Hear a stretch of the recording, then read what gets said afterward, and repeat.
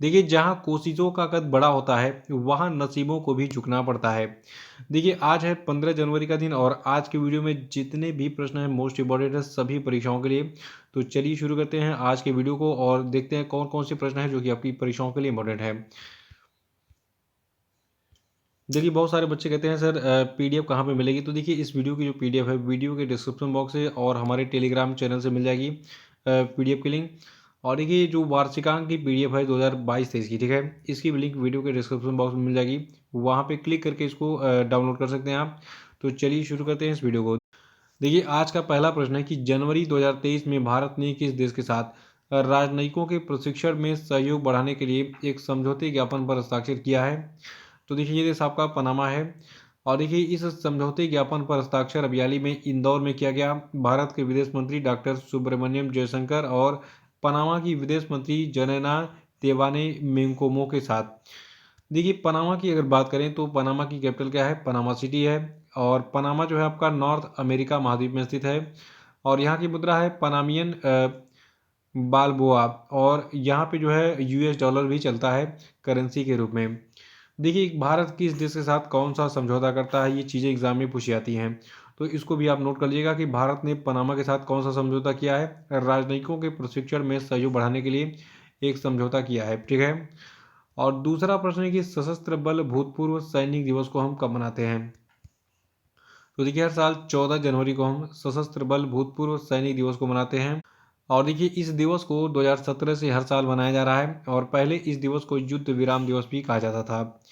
और एक खास बात और है, देखिए, प्रतिवर्ष 14 जनवरी को सशस्त्र बल भूतपूर्व सैनिक दिवस मनाने का कारण ये भी है कि इस दिवस को जो है भारतीय सशस्त्र बल के जो पहले कमांडर इन चीफ थे जिनका नाम था फील्ड मार्शल के एम करियप्पा, ये रिटायर हुए थे। तो 14 जनवरी को के एम करियप्पा रिटायर हुए थे, इसलिए हम 14 जनवरी को सशस्त्र बल भूतपूर्व सैनिक दिवस मनाते हैं।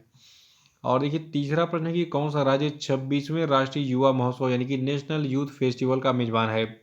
तो देखिए, जो 26वां राष्ट्रीय युवा महोत्सव था यानी कि नेशनल यूथ फेस्टिवल था, ये आपका कर्नाटका में आयोजित किया गया था। और इसकी थीम क्या थी?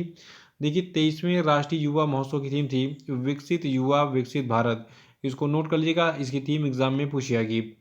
देखिए, जो 26वां राष्ट्रीय युवा महोत्सव है ये 12 से 16 जनवरी तक कर्नाटक के हुबली धारवाड़ के जुड़वा शहरों में आयोजित हो रहा है। और चौथा प्रश्न है कि FIH पुरुष हॉकी विश्व कप का 15वां संस्करण 13 जनवरी से भारत के किस राज्य में आयोजित किया जा रहा है? तो देखिए, ये राज्य आपका उड़ीसा है। देखिए, जो आपका उड़ीसा राज्य है यहाँ पर कलिंगा स्टेडियम और बीजू पटनायक हॉकी स्टेडियम है, ठीक है। तो इन दोनों स्टेडियम में इसका आयोजन चल रहा है। और यहाँ पर टोटल 16 टीमें जो है आपस में भिड़ेंगी। और ये टूर्नामेंट प्रारूप होगा मैदानी हॉकी का, ठीक है। और इसका मेज़बान इस साल भारत है और भारत का उड़ीसा राज्य जो है इसकी मेज़बानी कर रहा है। और उड़ीसा का जो भुवनेश्वर और राउरकेला है, ठीक है, यहाँ पर जो आपका ये कलिंगा स्टेडियम और विजू पटनायक स्टेडियम है इसका आयोजन किया जा रहा है, ठीक है। और 13 जनवरी 2023 को शुरू हुआ है और 29 जनवरी 2023 तक चलेगा FIH पुरुष हॉकी विश्व कप का 15वां संस्करण, ठीक है। इसको नोट कर लीजिएगा। और पांचवा प्रश्न है कि जनवरी 2023 में किस छोटी दूरी की बैलिस्टिक मिसाइल का परीक्षण किया गया था? तो देखिए, 10 जनवरी 2023 को DRDO यानी कि defence research and development organisation ने जो है पृथ्वी 2 मिसाइल का, जो कि एक छोटी दूरी की बैलिस्टिक मिसाइल है, इसका सफल परीक्षण किया था। इस न्यूज़ को फिर से सुनिए ध्यान से। देखिए, 10 जनवरी 2023 को रक्षा अनुसंधान और विकास संगठन यानी कि DRDO ने ओडिशा के चांदीपुर से कम दूरी की बैलिस्टिक मिसाइल पृथ्वी 2 का सफलतापूर्वक परीक्षण किया था। और छठवां प्रश्न है कि क्लोरोफ्लोरोकार्बन जिसको आप CFC कहते हैं, तो क्लोरोफ्लोरोकार्बन पर प्रतिबंध लगाने के लिए 1987 में हस्ताक्षरित अंतर्राष्ट्रीय समझौते का क्या नाम है? देखिए, 1987 में जो है CFC को कम करने के लिए या फिर उस पर प्रतिबंध लगाने के लिए जो है एक अंतर्राष्ट्रीय समझौता हुआ था और इसका नाम था मॉन्ट्रियल प्रोटोकॉल। इसको नोट कर लीजिएगा। देखिए, 1987 की घटना है लेकिन अभी तक ये एग्जाम में पूछी जाती है कि मॉन्ट्रियल प्रोटोकॉल किससे संबंधित है? तो ये जो है CFC पर प्रतिबंध लगाने से संबंधित है, ठीक है। ये एक अंतर्राष्ट्रीय समझौता है जिसके अंतर्गत क्लोरोफ्लोरोकार्बन पर जो है प्रतिबंध लगाया गया था।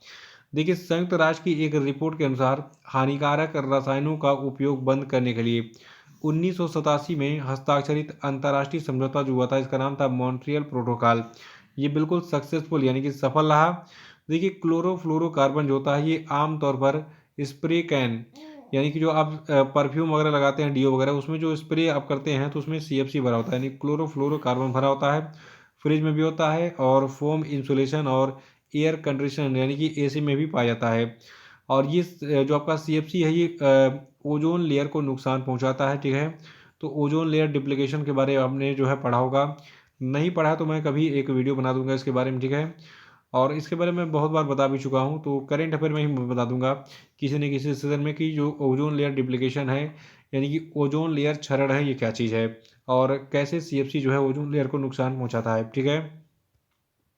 अभी बस याद रखिए कि मॉन्ट्रियल प्रोटोकॉल जो ये सफल रहा। ये 1987 में हस्ताक्षरित एक अंतर्राष्ट्रीय समझौता है और जो मॉन्ट्रियल प्रोटोकॉल है इसके अंतर्गत जो है क्लोरोफ्लोरोकार्बन पर जो है प्रतिबंध लगाने की जो है घोषणा की गई थी। एक समझौता किया गया था भारत नहीं है दुनिया के विभिन्न देशों के बीच में, ठीक है। भारत तो एक अलग देश है। और सातवां प्रश्न है कि हाल ही में किस संगठन के द्वारा ग्लोबल इकोनॉमिक प्रोस्पेक्टस रिपोर्ट जारी की गई। तो देखिए विश्व बैंक के द्वारा ग्लोबल इकोनॉमिक प्रोस्पेक्टस रिपोर्ट जारी की गई है। देखिए विश्व बैंक ने ग्लोबल इकोनॉमिक प्रोस्पेक्टस रिपोर्ट जारी की है जिसमें उच्च मुद्रास्फीति, उच्च ब्याज दरों, कम निवेश और यूक्रेन पर रूस के आक्रमण के कारण होने वाले व्यवधान सहित विभिन्न कारकों पर फोकस किया गया है। और देखिए इस रिपोर्ट में चेतावनी दी गई है कि कोई भी अतिरिक्त नकारात्मक घटना जैसे कि कोविड-19 महामारी का पुनरुत्थान या फिर बढ़ता भू राजनीतिक तनाव वैश्विक अर्थव्यवस्था को मंदी की ओर धकेल सकता है। तो इसको नोट कर लिएगा। और यहाँ पे जो रिपोर्ट है कि इसके द्वारा पब्लिश की गई है यही मोस्टली एग्जाम में पूछा जाता है। रिपोर्ट में क्या कही गई है ये कभी कभी हायर एग्जामिनेशन में पूछ लेता है, तो डिटेल्स भी याद रखिए। लेकिन सबसे पहले याद रखना है कि ग्लोबल इकोनॉमिक प्रोस्पेक्टस रिपोर्ट को जारी किया है वो वर्ल्ड बैंक यानी कि विश्व बैंक ने। और देखिए जो विश्व बैंक है इसके प्रेसिडेंट है वर्तमान में डेविड मलपास और मुख्यालय इसका है वाशिंगटन डीसी अमेरिका में। और देखिए विश्व बैंक की स्थापना जुलाई 1944 में हुई थी और इसके संस्थापक थे जॉन मैनर्ड केन्स और हेनरी डेक्स्टर वाइट। आठवां प्रश्न है कि सरकारी आंकड़ों के अनुसार वित्त वर्ष 2022-23 का जो देश का सकल प्रत्यक्ष कर संग्रह है ये 10 जनवरी तक 24.58% बढ़कर कितने लाख करोड़ रुपए हो गया था। तो देखिए आपको बता दूं कि सरकारी आंकड़ों के अनुसार वित्त वर्ष 2022-23 में जो भारत का सकल प्रत्यक्ष कर संग्रह है ये 10 जनवरी 2023 तक जो है 24.58% बढ़कर 14.71 लाख करोड़ रुपए हो गया था। देखिए प्रत्यक्ष कर जिसको आप डायरेक्ट टैक्स भी कह सकते हैं, ठीक है। तो प्रत्यक्ष कर संग्रह में मजबूत वृद्धि सरकार के लिए अच्छी खबर है क्योंकि अप्रत्यक्ष कर संग्रह भी बढ़ रहा है, ठीक है। देखिए 1 जनवरी को जारी किए गए आंकड़ों से पता चला है कि दिसंबर में कुल वस्तु और सेवा कर यानी कि जीएसटी संग्रह जो है ये 1.5 लाख करोड़ रुपए था, जो कि महीने दर महीने 2.5% और दिसंबर 2021 की तुलना में 15.2% अधिक है। और देखिए मासिक जीएसटी संग्रह अब तक औसतन 1.49 लाख करोड़ रुपए रहा है। तो ये एक अलग आंकड़ा है, लेकिन सबसे पहले यहाँ पे जो मेन आंकड़ा है उसको याद रखिए कि सरकारी आंकड़ों के अनुसार वित्त वर्ष 2022-23 की देश 23 में जो है 10 जनवरी तक भारत का जो प्रत्यक्ष कर संग्रह है ये जो है आपका 24.58% बढ़ गया था और ये हो गया था बढ़कर 14.71 लाख करोड़ रुपए। नौ प्रश्न की मध्य प्रदेश सरकार के invest Madhya Pradesh global investor summit के 7वें संस्करण का उद्घाटन किसने किया था। तो देखिए मध्य प्रदेश राज्य सरकार के invest Madhya Pradesh global investor summit के 7वें संस्करण का उद्घाटन पीएम मोदी ने किया था वीडियो कॉन्फ्रेंसिंग के माध्यम से। और देखिए इस invest Madhya Pradesh global investor summit का जो आयोजन है ये इंदौर में किया गया था और ये 11 से 12 जनवरी 2023 तक चला था। और इस 2 दिवसीय शिखर सम्मेलन की थीम थी Madhya Pradesh the future ready state है। और ये थीम जो है ये राज्यों के मतलब जो मध्य प्रदेश राज्य है तो मध्य प्रदेश राज्य के औद्योगिक पारिस्थितिकी तंत्र को प्रदर्शित करता है और निवेश को आकर्षित करने और विकास को बढ़ावा देने के लिए अपनी नीतियों को बढ़ावा देता है। और हमारा इस वीडियो का आखिरी प्रश्न है कि चीफ मिनिस्टर्स डायरी नंबर 1 के लेखक कौन है। तो देखिए चीफ मिनिस्टर्स डायरी नंबर 1 के लेखक हैं हेमंत बिस्वा शर्मा जो कि असम के मुख्यमंत्री हैं। देखिए हाल ही में भारत के पूर्व मुख्य न्यायाधीश और राज्यसभा के सदस्य रंजन गोगोई ने असम के सीएम हेमंत बिस्वा शर्मा की एक डायरी का विमोचन किया है और इस डायरी का नाम है चीफ मिनिस्टर्स डायरी नंबर 1। और इसे खुद असम के मुख्यमंत्री हेमंत बिस्वा शर्मा ने लिखा है। और देखिए इस डायरी में सीएम बिस्वा के कार्यकाल के पहले साल का पूरा विवरण दिया गया है। और अब हम बात करेंगे आज के सभी क्वेश्चन अपडेट पे। तो पहला प्रश्न है, इसका जवाब दीजिए कि शांति कुमारी को किस राज्य की पहली महिला मुख्य सचिव के रूप में नियुक्त किया गया, बताइए। बहुत ही इंपॉर्टेंट न्यूज़ है, नहीं पता तो कल का वीडियो देख के रिवाइज करा लिएगा। और आपको बताना है कि हाल ही में मशहूर सिंगर लिसा मैरी प्रेस्ली का निधन हो गया, ये किस देश की निवासी थी, बताइए। और ईयर ऑफ एंटरप्राइजेस प्रोजेक्ट जो है ये किस राज्य की प्रमुख योजना है, बताइए। विश्व बैंक की वैश्विक आर्थिक संभावना रिपोर्ट के अनुसार 2023-24 में भारत की अपेक्षित आर्थिक वृद्धि दर कितनी रहेगी, बताइए। और टाटा पावर हाउसिंग सोसाइटी के लिए भारत का पहला सोलर प्लांट किस शहर में स्थापित करेगा, बताइए। और अब हम बात करेंगे कल के पूछे गए सभी क्वेश्चन अपडेट के सही उत्तरों की। कल का पहला प्रश्न है कि राष्ट्रीय युवा दिवस किसकी जयंती के उपलक्ष्य में मनाया जाता है।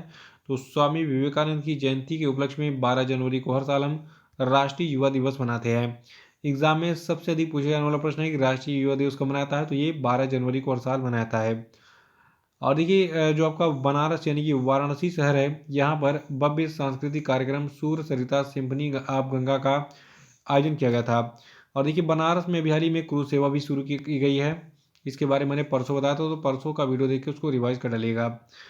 और देखिए स्वदेश दर्शन 2.0 योजना के तहत चयनित स्थान कुमारकोम और बेपोर ये दोनों आपके केरल में स्थित हैं। और देखिए यूनान के अंतिम राजा कॉन्स्टेंटाइन द्वितीय का निधन हो गया हाल ही में। और विराट कोहली ने अपना 45वां वनडे शतक लगाकर सचिन तेंदुलकर के रिकॉर्ड की बराबरी कर ली थी, ठीक है। तो इसी के साथ आज का वीडियो समाप्त होता है। जय हिंद, और आप लोग मेहनत से पढ़ते रहिए, मेरी शुभकामनाएं आपके साथ हैं। धन्यवाद।